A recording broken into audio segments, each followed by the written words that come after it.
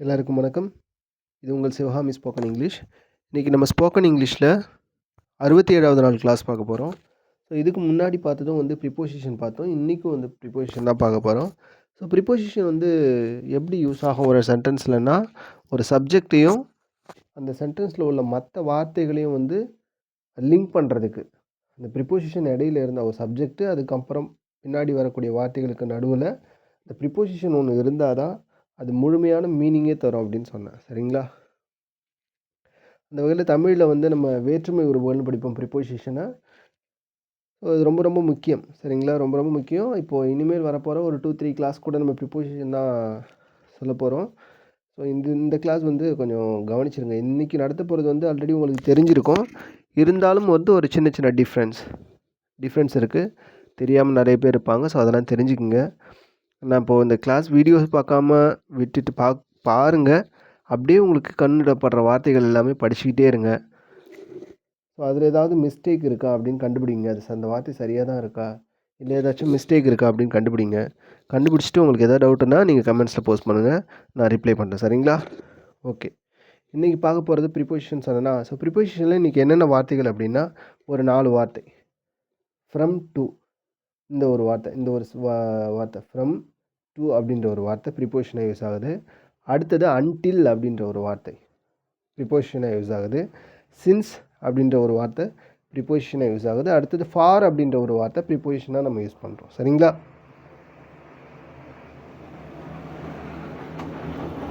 இது எல்லாத்துக்குமே நான் ஆல்ரெடி சொல்லியிருக்கேன், ப்ரிப்போசிஷனுக்கு தனியாக இதுதான் மீனிங் அப்படின்னு சொல்லிட்டு எதுவுமே இல்லை. சரிங்களா? இதுதான் அர்த்தம். ஃப்ரம்னா இருந்து, டூன்னா வரை, அப்படிலாம் மீனிங்லாம் இல்லை. சரிங்களா? அதாவது ஒரு டைமை குறிக்கிறதுக்கோ, ஒரு இடத்த குறிக்கிறதுக்கோ, வேறு ஒரு ஏதாவது பற்றி ஒரு பொருளை குறிக்கிறது, ஒரு பொருள் இருக்கிற இடத்த பற்றி சொல்கிறதுக்கோ ப்ரிப்போசிஷன் பயன்படுது. அந்த இடத்த பொறுத்தும் சிச்சுவேஷன் பொறுத்தும் அது மாறிக்கிட்டே இருக்கும். சரிங்களா? ஆனால் இதனால் நம்ம இதுக்கெல்லாம் இப்படி தான் மீனிங் அப்படின்னு சொல்லிட்டு ப்ரிப்போசிஷனில் மட்டும் நீங்கள் வச்சு பார்க்காதீங்க. அப்படி வச்சு பார்த்தீங்கன்னா சென்டென்ஸே தப்பாகிடும். சரிங்களா? ஓகே. இப்போ from to, until, since, for அப்படின்னு சொல்லியிருக்கோம். ஸோ அப்போது இதுக்கான சென்டென்ஸ் எப்படி வருது அப்படின்னு சொல்லிட்டு பார்ப்போம். அதில் சென்டென்ஸில் இந்த வார்த்தைகள் எப்படி பயன்படுதுன்னு பார்ப்போம். இப்போ ஃபஸ்ட்டு ஒன்று எடுத்து பார்த்தீங்கன்னா, இந்த சின்ஸு, ஃபார் ரெண்டுமே நான் ஆல்ரெடி இந்த பர்ஃபெக்ட் டென்ஸ் நடத்தும்போது சொல்லியிருப்பேன். பர்ஃபெக்ட் டென்ஸ்னால் அதோட ஃபார்மெட் எப்படி இருக்கும்? ஒரு சப்ஜெக்ட் இருக்கும், ஃபஸ்ட்டு செயலை செய்கிறவங்க இருப்பாங்க, அதுக்கு அடுத்தது ஹேவோ இல்லை ஹேஸோ இருக்கும், அதுக்கப்புறம் வெர்போட 3வது ஃபார்மான பாஸ்ட் பார்ட்டிசிபிள் இருக்கும்.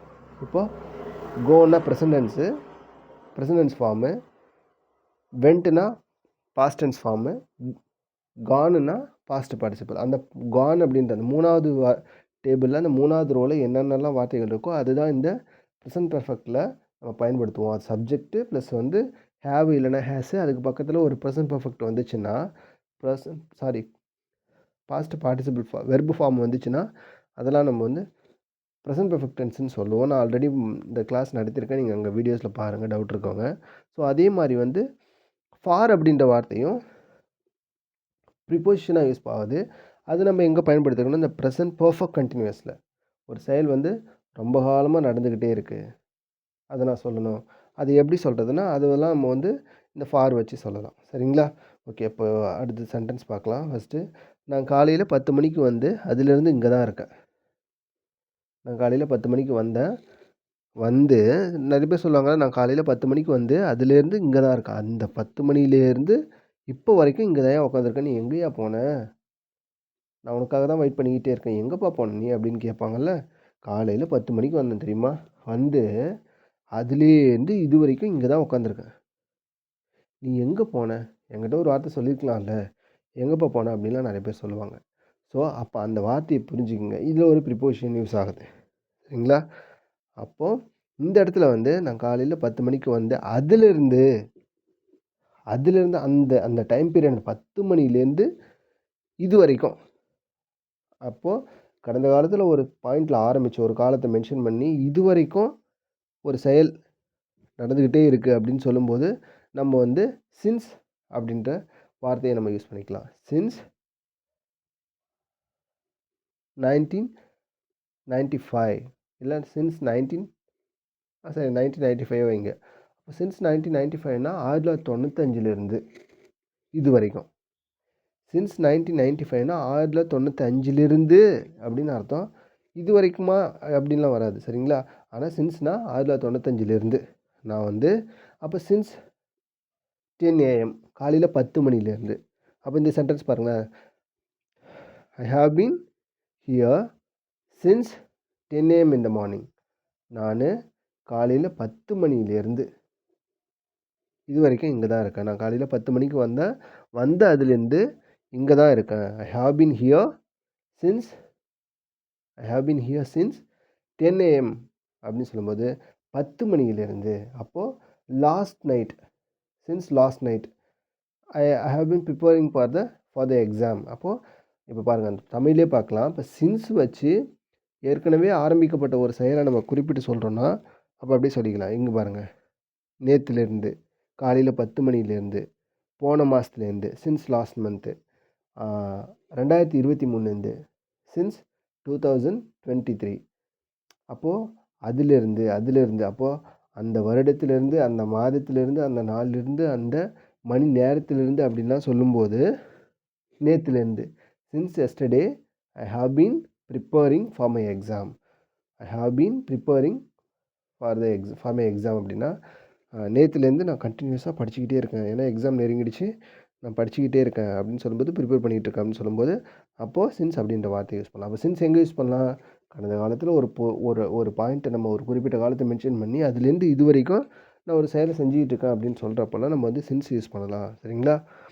அப்போது நான் காலையில் 10 மணிக்கு அதிலேருந்து இங்கே தான் இருக்கேன். சின்ஸ் 10 AM காலையில் 10 மணிலேருந்து அப்படின்னு அர்த்தம் சரிங்களா. இந்த சின்ஸும் ஃபார் அப்படின்ற வார்த்தையும் நம்ம நிறைய பர்ஃபெக்ட் டென்ஸில் யூஸ் பண்ணுவோம். அன்டில், சின்ஸு, ஃபாரு எல்லாமே சரிங்களா. ஓகே, பர்ஃபெக்ட் டென்ஸில் தான் யூஸ் பண்ணுவோம். பர்ஃபெக்ட் டென்ஸ் எப்போ பயன்படும் அப்படின்னா, கடந்த காலத்தில் ஒரு செயல் ஆரம்பிச்சிருக்கோம், ஒரு டைம் பீரியடில் ஆரம்பித்து அது இது வரைக்குமே ப்ரெசண்ட்டு கூட டச்சில் இருந்துக்கிட்டே இருக்கும். அந்த மாதிரியான சுச்சுவேஷனில் நம்ம பர்ஃபெக்ட் டென்ஸ் நம்ம யூஸ் பண்ணுவோம். அதுக்கு அடுத்தது ஜஸ்ட் இப்போ தான் ஒரு செயல் முடிஞ்சிருக்கு, ஜஸ்ட் இப்போ தான் ஒரு செயல் முடிஞ்சுது. நம்ம சொல்லுவோம்ல, பேச்சு வழக்கில் சொல்லலாம், அப்பா இப்போ தான்ப்பா வந்தேன். எப்போ வந்த அப்படின்னு கேட்கும்போது, இப்போ தான்ப்பா வந்தேன், இப்போ ஒரு 2 செகண்ட் கூட ஆகல, நீ வந்துட்ட உடனே. இப்போ தான்டா வந்தேன், இப்போ தான் நாங்கள் இதை செஞ்சு முடித்தோம், இப்போ தான் நாங்கள் இதை ஹோம்ஒர்க்கை எழுதியே முடித்தோம் அப்படின்னு சொல்லும்போதெல்லாம், அப்போது இப்போ தான் ஒரு செயல் முடிஞ்சுது அப்படின்னு சொல்லும்போதெல்லாம் அதில் பர்ஃபெக்ட் டென்ஸ் வச்சு சொல்லலாம். அப்போ கடந்த காலத்தில் ஒரு செயல் ஆரம்பித்து அது இது வரைக்கும் நடந்துக்கிட்டே இருக்குன்னா அதை பர்ஃபெக்ட் டென்ஸ் வச்சு சொல்லலாம். ஜஸ்ட் இப்போ தான் முடிஞ்சுது ஒரு செயல் அப்படின்னாலும் அதை பர்ஃபெக்ட் டென்ஸ் வச்சு சொல்லலாம். ஒரு செயலை மட்டும்தான் நான் சொல்ல போகிறேன், யார் செஞ்சாலும் சொல்ல போகிறதில்ல, ஜஸ்ட்டு செயலை மட்டும் சொல்லணும் அப்படின்னு சொல்லும்போதும் நம்ம பர்ஃபெக்ட் டென்ஸ் வச்சு சொல்லலாம் சரிங்களா. ஐ ஹாவ் கம் அப்படின்றதுக்கும் ஐ கேம் ஹியர், இங்கே பாருங்கள், ஐ ஹாவ் கம் ஹியர், நீ எங்கேப்பா இருக்க, நான் வீட்டுக்கு வந்திருக்கேன், இப்போ தானே நான் வீட்டுக்கு வந்திருக்கேன் அப்படின்னு சொல்கிறதுக்கும், ஐ கேம் ஹியர், நான் வந்திருக்கேன், நான் வந்தேன். இங்கே பாருங்கள், ஐ ஹாவ் கம் ஹியர்னா நான் இங்கே வந்திருக்கேன். இந்த ஹியர் இந்த இடத்துல போடல ஃபஸ்ட்டு சென்டென்ஸில், அது நீங்கள் எழுதிங்க. ஐ ஹாவ் கம் ஹியர் அப்படின்னா நீ எங்கடா இருக்க அப்படின்னு கேட்டால், நான் இங்கே வந்திருக்கேன், ஏதோ ஒரு இடம், நான் இங்கே வந்திருக்கேன் அப்படின்னு சொல்லுவாங்க சரிங்களா. அது ரெண்டாவது சென்டென்ஸ் ஐ கேம் ஹியர், நான் இங்கே வந்தேன். அப்போது நான் இங்கே வந்து இருக்கேன் அப்படின்றதுக்கும் நான் இங்கே வந்தேன்றதுக்கும் வித்தியாசம் இருக்குது. வந்தேன்னு சொல்லும்போது நான் இங்கே வந்தேன் அப்படின்னு சொல்லும்போது அந்த செயல் எப்போவே நடக்கும், வந்தேன் ஆனால் இப்போ அங்கே இல்லை அப்படின்ற மாதிரி வந்துடும். ஆனால் ஐ ஹாவ் கம் ஹியர்னா நான் இங்கே தான் வந்திருக்கேன். இப்போ உங்கள்கிட்ட ஃபோனில் கேட்குறாங்க, இப்போ எங்கடா இருக்க, உன்னை தேடிட்டு இருக்கேன், எங்கே இருக்க, நான் இங்கே தான் இருக்கேன், நீ எங்கே இருக்க, நான் இங்கே தான் வந்திருக்கேன் அப்படின்னும்போது ஐ ஹாவ் கம் ஹியர் அப்படின்னா நான் இங்கே தான் வந்திருக்கேன் அப்படின்னு சொல்லும்போது காலையில் வந்ததுலேருந்து இங்கே தான் இருக்கேன் அப்படின்னு அர்த்தம் சரிங்களா. இது ரெண்டுமே ஃபஸ்ட்டு ஐ ஹாவ் கம் ஹியர்னா நான் வந்திருக்கிறேன், அது perfect tense, present perfect tense. I came ஹியர்னா நான் பாஸ்ட் டென்ஸு சரிங்களா. பாஸ்ட் டென்ஸ் எப்படி வரும், ஒரு சப்ஜெக்ட் இருக்கும், அதுக்கு பக்கத்துலேயே பாஸ்ட் டென்ஸோட வெர்பு ஃபார்ம் இருக்கும். அந்த டேபிளில் நடுவில் இருக்கிற ரோல் என்னென்ன வார்த்தைகள்லாம் இருக்கோ அதெல்லாம் வந்திருக்குன்னு சொன்னேன். ஏற்கனவே முடிஞ்ச ஒரு செயலை பற்றி சொல்கிறதுக்கு தான், கடந்த காலத்தில் முடிஞ்ச ஒரு செயலை பற்றி பேசுகிறதுக்கு நம்ம சிம்பிள் பாஸ்ட் டென்ஸை யூஸ் பண்ணுவோம் சரிங்களா. ப்ரெசன்ட் பர்ஃபெக்டெல்லாம் இப்போ தான் சொன்னதில்ல கொஞ்சம் நேரத்துக்கு முன்னாடி என்னென்ன நம்ம யூஸ் பண்ணுவோம் அப்படின்னு சொல்லிட்டு, அதெல்லாம் ப்ரெசன்ட் பர்ஃபெக்டில் சொல்லுவோம். அதோட ஃபார்மேட் ஒரு சப்ஜெக்ட்டு ப்ளஸ் ஹேவ் இல்லைனா ஹேஸு, அதுக்கும் பக்கத்தில் பாஸ்ட் பார்ட்டிசிபிள் வெர்ப் ஃபார்மேட் இருக்கும் அப்படின்னு சொன்னேன். சரிங்களா? இப்போ இங்கே பாருங்கள், இந்த சென்டென்ஸ் பாருங்கள். நான் இங்கே காலையில் வந்தேன். அதுதான். அது சொல்லி முடிச்சாச்சு. ஓகே, அடுத்தது இன்னொரு சென்டென்ஸ் சொல்கிறேன் பாருங்கள். இந்த பாஸ்ட்டுக்கும் பர்ஃபெக்ட்டுக்கும் உள்ள வித்தியாசம். இங்கே பாருங்கள், ஹெச்எம் வந்தாரா அப்படின்னு கேட்குறாங்க. ஆமாம், ஹெச்எம் வந்தார். ஹெச்எம் வந்தார் அப்படின்னு சொல்கிறோம். ஹெச்எம் வந்திருக்காரா அப்படின்னு கேட்குறப்போ, ஹெச்எம் வந்திருக்காரு. அப்போது இங்கே பாருங்கள், இங்கே ஃபஸ்ட்டு சென்டென்ஸு ஹெச்எம் வந்தாருன்னு கேட்குறாங்க. ஹெச்எம் வந்தார். அடுத்த கேள்வி எப்போ கேட்பேன், எப்போ வந்தார்? காலைல 10 மணிக்கு வந்தார். Okay, right. அவ்வளோதான். ஆனால் இப்போ அவர் எங்கே இருக்காருன்னு தெரியல. அடுத்த கேள்வி, ஹெச்எம் வந்திருக்காராப்பா அப்படின்னு கேட்குறாங்க. உங்கள்கிட்ட நீங்கள் ஸ்கூலில் படிச்சுட்ருக்கீங்க. ஹெச்எம் வந்திருக்காரா அப்படின்னு சொல்லிட்டு வெளியிலேருந்து ஒருத்தவங்க வந்து கேட்குறாங்க. அப்படி கேட்கும்போது, ஹெச்எம் வந்திருக்கார் சார் அப்படின்னு சொல்லும்போது, அப்போ காலையில் 10 மணிக்கு வந்தவர் இது வரைக்கும் அங்கே தான் இருக்கார் ஸ்கூலில். மொதல் சென்டென்ஸில் வந்தார், ஆனால் எங்கே இருக்காருன்னு தெரியாது. ஆனால் அதையே நம்ம ப்ரெசன்ட் பர்ஃபெக்ட்டில் சொல்லும்போது, கடந்த காலத்தில் ஆரம்பித்த ஒரு செயல் இது வரைக்கும் ப்ரெசென்ட்டில் டச்சிலே இருக்குது. இப்போ ஏற்கனவே வந்தவர் இங்கே தான் இருக்கார் அப்படின்ற மீனிங்கில் தருது. இப்போ இங்கே 2 சென்டென்ஸுக்கும் ஹெச்எம் கேம். அவர் ஹெச்எம் கேம்னு சொல்லலாம். அவர் ஹெச்எம் ஹேஸ் கம்னா இங்கே வந்தவர் இருக்கார். சரிங்களா?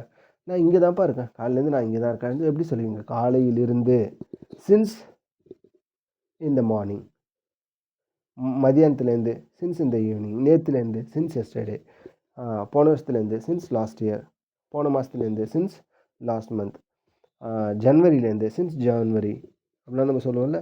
ஃப்ரைடேலேருந்து, சின்ஸ் ஃப்ரைடே. இது எல்லாமே வந்து அந்த இதுலேருந்து ஆரம்பித்து இது வரைக்கும், இப்போ ப்ரெசென்ட்டில் நீங்கள் இருக்கிறப்போ வரைக்கும் மென்ஷன் பண்ணுற வார்த்தை அந்த சின்ஸ் அப்படின்றது. ஓகே, இப்போ அடுத்தது ஃப்ரம் டு பார்க்கலாம். ஃப்ரம் டு உங்களுக்கு தெரியும், ஒரு குறிப்பிட்ட காலப்பகுதி பற்றி சொல்லலாம். அது முதல்ல ஆரம்பித்ததையும் முடிஞ்சதையும், அந்த காலப்பகுதி முடிஞ்சதையும் சொல்லுதுன்னா அதான் ஃப்ரம் டு யூஸ் ஆகும். ஃபஸ்ட்டு வந்து ஒரு சப்ஜெக்ட் இருக்கும். இப்போ ப்ரிப்போசிஷன் எது யூஸ் ஆகுது? சப்ஜெக்ட்டு, அதுக்கு பக்கத்தில்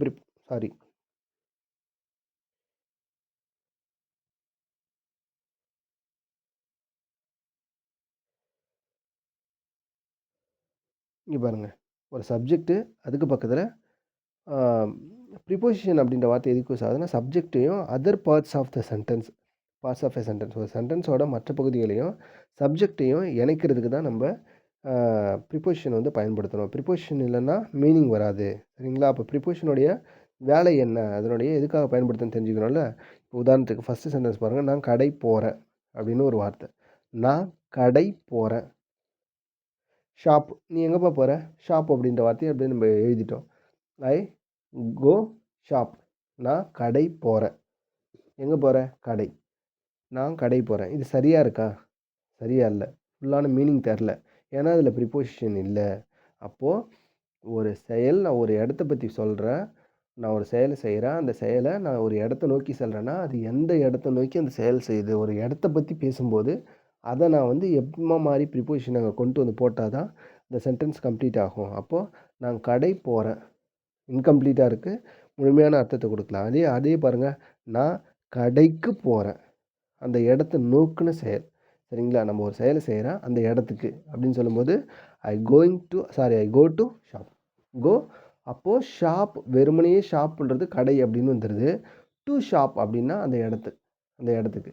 அப்போது ஒரு இடத்த குறிக்கக்கூடிய வார்த்தையாக ப்ரிப்போசிஷன் வருது. இன்னும் நீங்கள் இந்த இடத்துல டூவுக்கு வந்து இக்கு அப்படின்ற ஒரு வார்த்தையை நீங்கள் கொண்டு வரக்கூடாது. மீனிங்கை கொண்டு வந்துடக்கூடாது. அது சென்டென்ஸ் தப்பாகிடும். இப்போ டூ இங்கே மாதிரி ஒரு இடத்த குறிக்கிறதுக்கு யூஸ் ஆகிற ப்ரிப்போசிஷன் ஒரு வார்த்தை அப்படின்றது மட்டும்தான் நீங்கள் உங்கள் மனசில் வச்சுக்கணும். சரியா? ஓகே, அதுக்கு அடுத்தது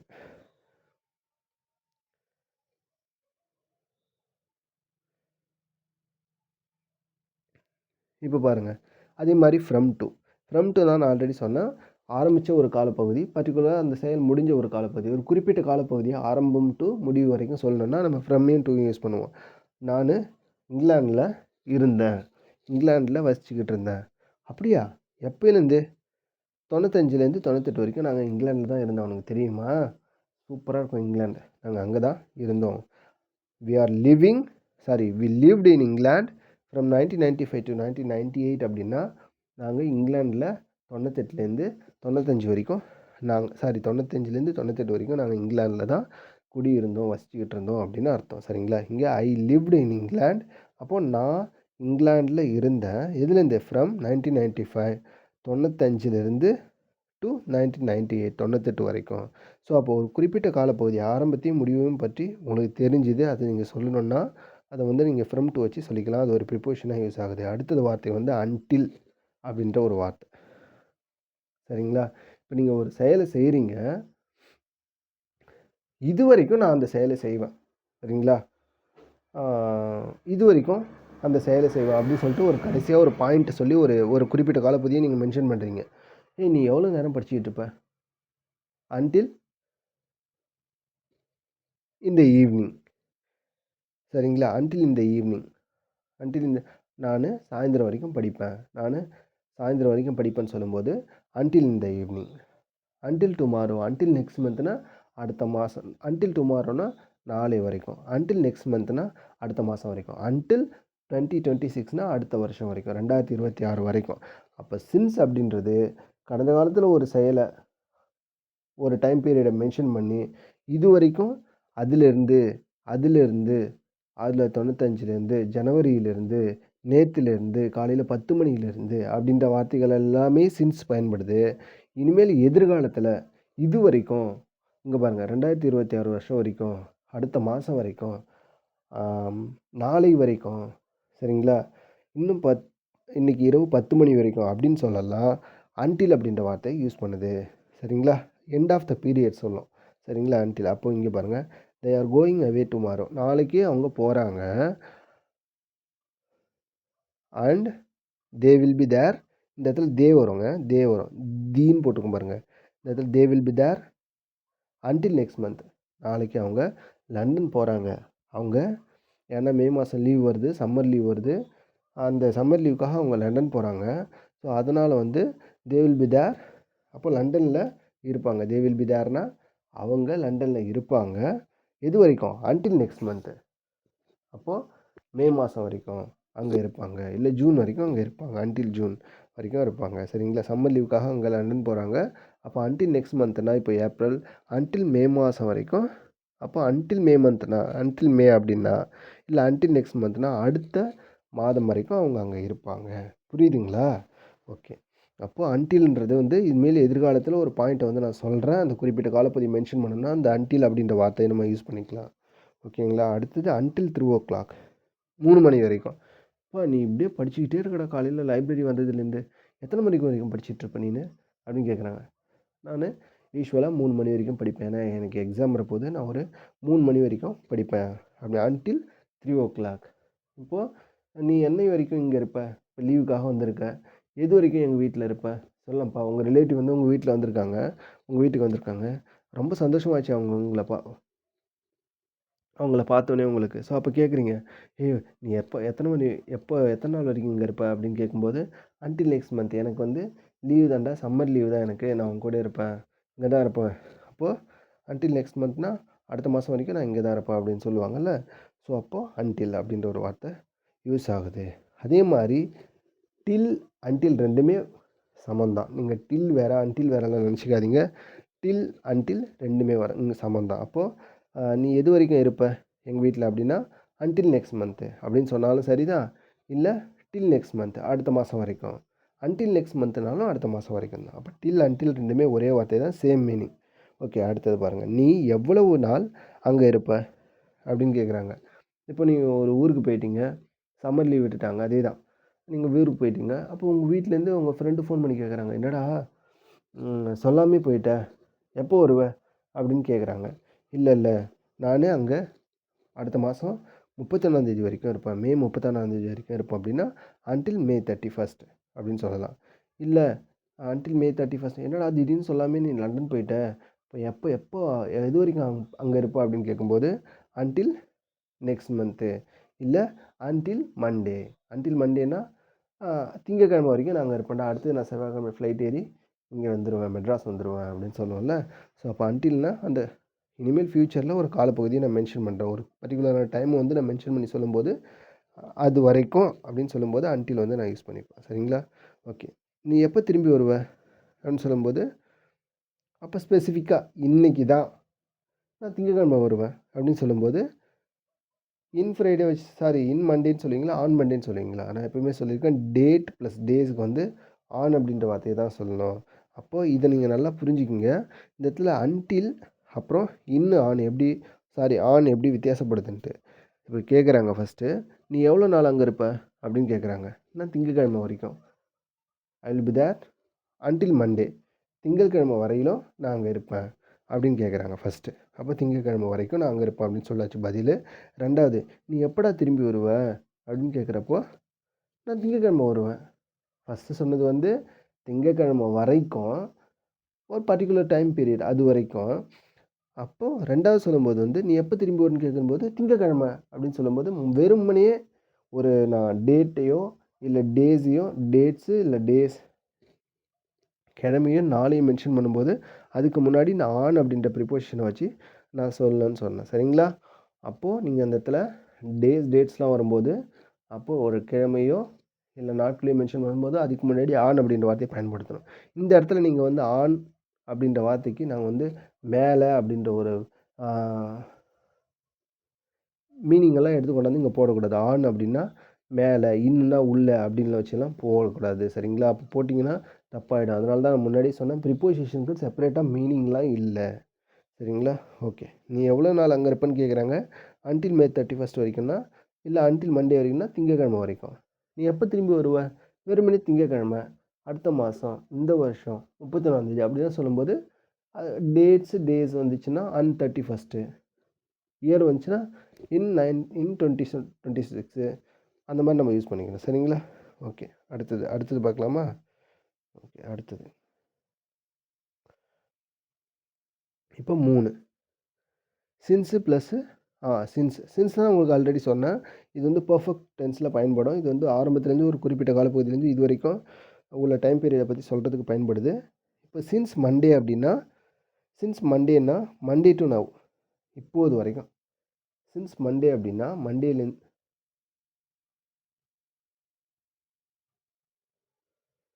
சின்ஸ் மண்டேன்னா மண்டேலேருந்து. சரிங்களா? மண்டேலேருந்து இப்போது வரைக்கும். சின்ஸ்னா என்ன சொன்னேன்? கடந்த காலத்தில் ஒரு பகுதியில் ஆரம்பித்து ஒரு பர்ட்டிகுலர் டைம் பீரியட் ஆரம்பித்து இது வரைக்கும். "நீ எத்தனை நாளாக இங்கே இருக்க?" "நானா? நான் திங்கட்கிழமையிலேருந்து இங்கே தான்டா இருக்கேன்" அப்படின்னு சொல்லும்போது since Monday I have been here. அப்பா எவ்வளோ நேரம்டா நீ ஒர்க் பண்ணிக்கிட்டே இருக்க? ஐ have been working for the since 10 AM அப்படின்னு சொல்லும்போது 10 மணிலேருந்து நான் இங்கே ஒர்க் பண்ணிகிட்ருக்கேன் அப்படின்னு சொல்லலாம். சரிங்களா? ஓகே. இங்கே ஃபஸ்ட்டு பாருங்கள். ஃப்ரம் டூ வச்சு சொல்லும்போது ஃப்ரம் 1987 டு 2025 அப்படின்னு சொல்லிக்கலாம். ஃப்ரம் 1987 டு 2025 அந்த பர்ட்டிகுலர் டைம் பீரியட் ஆரம்பத்துலேருந்து முடிவு வரைக்கும் சொல்லும்போது ஃப்ரம் டு யூஸ் பண்ணிக்கலாம். அதே மாதிரி அன்டில் வச்சுன்னு சொல்லும்போது இனிமேல் ஃப்யூச்சரில் ஒரு குறிப்பிட்ட காலப்பகுதி. உதாரணத்துக்கு இன்னும் ஒரு கவர்மெண்ட் ஸ்டாஃப் பற்றி கேட்குறாங்க. "உங்களுக்கு இன்னும் எத்தனை வருஷம் சார் சர்வீஸ் இருக்குது?" "எனக்கு 2037 வரைக்கும் சர்வீஸ் இருக்குது." அப்போ அன்டில் 2037 அப்படின்னு சொல்லலாம். சரிங்களா? 2037 வரைக்கும் எனக்கு சர்வீஸ் இருக்குப்பா, கவர்மெண்ட் சர்வீஸ் இருக்குது. அதுக்கப்புறம் தான் நான் ரிட்டயர் ஆவேன். அப்போ அன்டில் 2037. ஓகே. அதுக்கு அடுத்தது இப்போ வெறும் வருஷத்தை மட்டும், "நீங்கள் எப்போ சார் ஜாயின் பண்ணீங்க?" "நான் 1995 ஜாயின் பண்ணேன்." அப்படின்னு டியூட்டியில் 1995 ஜாயின் பண்ணேன் அப்படின்னு சொல்லும்போது, நான் 1995 கவர்மெண்ட் சர்வீஸில் ஜாயின் பண்ணேன்னு சொல்லும்போது, நான் வெறுமனையே ஒரு வருஷத்தை சொல்லும்போது வச்சு சொல்லணும். சரிங்களா? மாதத்தையும் வருஷத்தையும் வச்சு சொல்லும்போது 1995. அதே மாதிரி நீங்கள் எப்போ சார் டியூட்டியில் ஜாயின் 95 எப்போ சார் ஜாயின் பண்ணீங்க அப்படின்னு கேட்கும்போது ஆகஸ்ட். அப்போது மாதத்துக்கு முன்னாடி அப்படின்ற ப்ரிப்போஷன் நம்ம பயன்படுத்திக்கணும். அப்போது அடுத்தது, "சார் நீங்கள் எத்தனை வருஷமாக சார் இங்கே கவர்மெண்ட் சர்வீஸில் இங்கே ஒர்க் பண்ணுறீங்க சார்?" அப்படின்னு கேட்கும்போது, "நீங்கள் எத்தனை வருஷமாக சார் ஆர்டிஓ ஒர்க் பண்ணுறீங்க?" நான் இல்லை எத்தனை வருஷமாக சார் கவர்மெண்ட் சர்வீஸில் நீங்கள் ஒர்க் இருக்கீங்க அப்படின்னு கேட்கும்போது, "நான் 1995 இருக்கேன். சின்ஸ் 1995 அப்படின்னு சொல்லலாம். "நீங்கள் எத்தனை வருஷமாக சார் மெட்ராஸில் இருக்கீங்க?" "நான் வந்து மெட்ராஸில் 1995 வசிச்சுக்கிட்டு இருக்கேன். இல்லை 1990 நான் மெட்ராஸில் தான் இருக்கிறேன்." அப்படின்னு சொல்லும்போது அப்போ சின்ஸ். சரிங்களா? அப்போ ஃபார் அப்படின்ற வார்த்தை எங்கே யூஸ் பண்ணுவோம்? ஃபார்னா ஒரு குறிப்பிட்ட காலப்பகுதியை சொல்லும்போது, இதுவும் ஒரு டைம் பீரியடை மென்ஷன் பண்ணுறதுக்கு, ஒரு டைம் மென்ஷன் பண்ணுறதுக்கு பயன்படக்கூடிய வார்த்தை தான். அது எப்படி யூஸ் ஆகும் அப்படின்னா, "அட பாவி எங்கடா போன என்னை விட்டுட்டு? கடந்த 3 மணி நேரமாக நான் இங்கே தானே தனியாக உட்காந்துருக்கேன். For the past 3 hours I have been sitting here."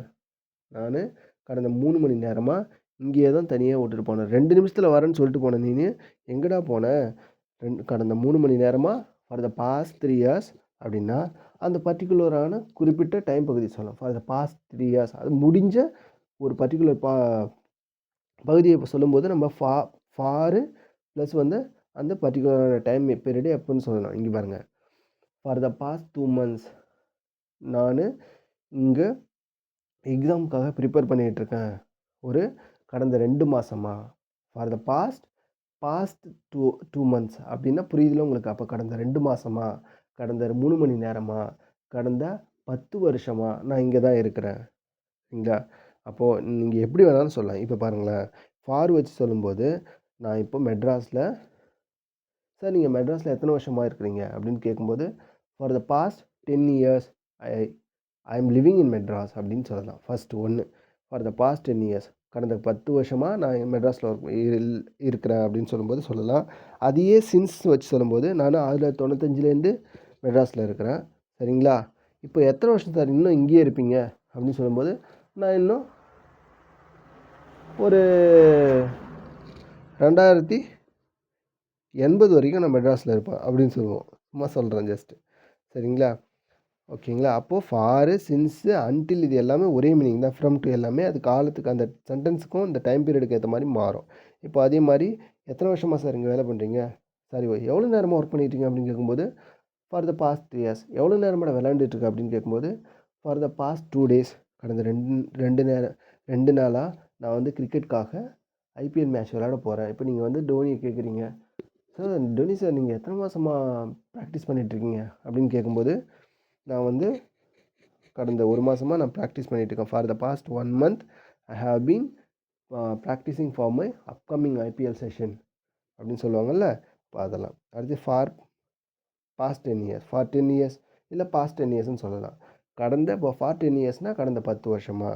அதேமாதிரி ஃபார் 10 minutes அப்படின்னு ஃபார் த பாஸ்ட்டு 10 minutesன்னு சொல்லலாம். இல்லை ஃபார் 10 minutes அப்படின்னு சொல்லலாம். ஃபார் 10 minutesனால் கடந்த 10 நிமிடமா நான் உனக்காக வெயிட் பண்ணிக்கிட்டு இருக்கேன் பஸ் ஸ்டாப்லேயே. அதே மாதிரி for a long time, for a long டைம்னா கடந்த ரொம்ப காலமாக அது டைம் பீரியடே சொல்லலாம். ஆனால் ரொம்ப காலமாக ஃபார் எ லாங் டைம் நான் இங்கே இருக்கிறேன் அப்படின்னு சொல்லிக்கலாம். ஓகேங்களா? அப்போ இன்றைக்கி எக்ஸசைஸ் என்னென்னா நீங்கள் நல்லா தெரிஞ்சுக்கணும். Passed 7 hours. ஸோ அப்போ இது எக்ஸசைஸ் ஒன்றும் இல்லை. இன்றைக்கி நீங்கள் இது வரைக்கும் கிளாஸ் முடியுது. இப்போது past, until, since, till now, from to இந்த வார்த்தைகள் எல்லாமே உங்களுக்கு புரிஞ்சிருக்கும்னு நினைக்கிறேன். புரியலன்னா நீங்கள் வந்து எனக்கு கமெண்ட்டில் சொல்லுங்கள். நான் உங்களுக்கு வந்து டவுட் கிளாரிஃபை பண்ணுறேன். ஓகேங்களா? Thanks to all for supporting me. நம்ம நெக்ஸ்ட் கிளாஸில் சந்திக்கலாம். பாய். ஓகேங்களா?